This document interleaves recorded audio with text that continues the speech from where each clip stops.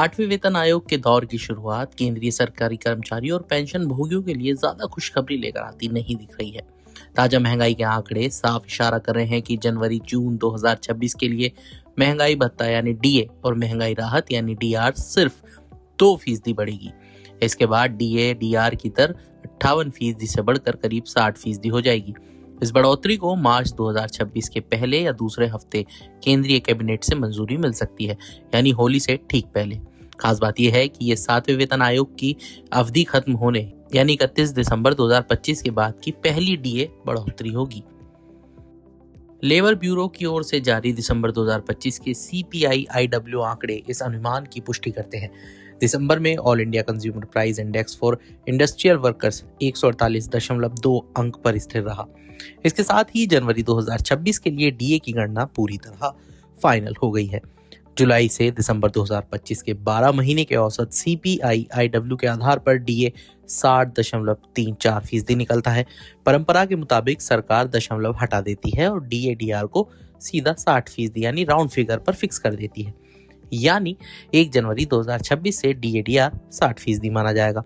इससे अगली डीए बढ़ोतरी को लेकर चल रही सारी अटकलों पर विराम लग गया है। ये साफ हो गया है कि बढ़ोतरी मामूली ही रहने वाली है। 2% के डीए बढ़ोतरी कोई आम बात नहीं है। इससे पहले इतनी कम बढ़ोतरी जुलाई 2018 और जुलाई 2025 में भी देखने को मिली थी। ऐसे में ये पिछले 7 साल से ज्यादा समय में सबसे कम डीए बढ़ोतरी मानी जा रही है, जबकि महंगाई अब भी पूरी तरह काबू में नहीं आई। जो कर्मचारी और पेंशन भोगी नए वेतन आयोग के दौर की शुरुआत में ज्यादा राहत की उम्मीद कर रहे थे, उनके लिए ये फैसला निराशाजनक साबित हो सकता है। ये डीए बढ़ोतरी सिर्फ एक नियमित संशोधन नहीं है, बल्कि इसका लंबे समय तक भी असर पड़ सकता है, खासकर 8वें वेतन आयोग के संदर्भ में। 7वें वेतन आयोग की 10 साल की अवधि 31 दिसंबर 2025 को पूरी हो चुकी है।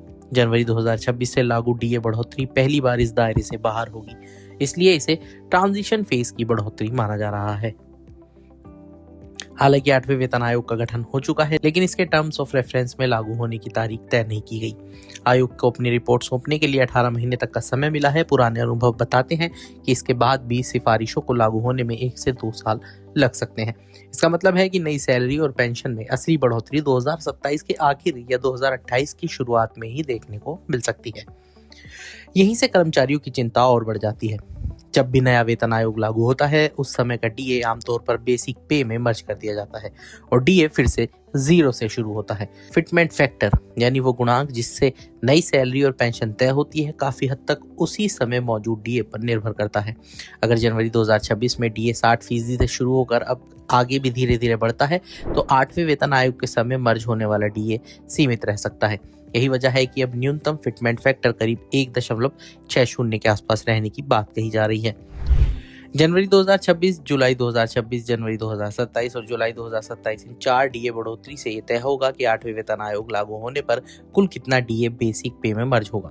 इसी वजह से भले ही जनवरी 2026 की बढ़ोतरी सिर्फ 2% है, लेकिन इसका असर आने वाले सालों की सैलरी और पेंशन पर बेहद अहम होगा। सीधे शब्दों में कहें तो डीए की धीमी बढ़ोतरी का मतलब है भविष्य में सैलरी और पेंशन की बढ़ोतरी भी सीमित रह सकती है।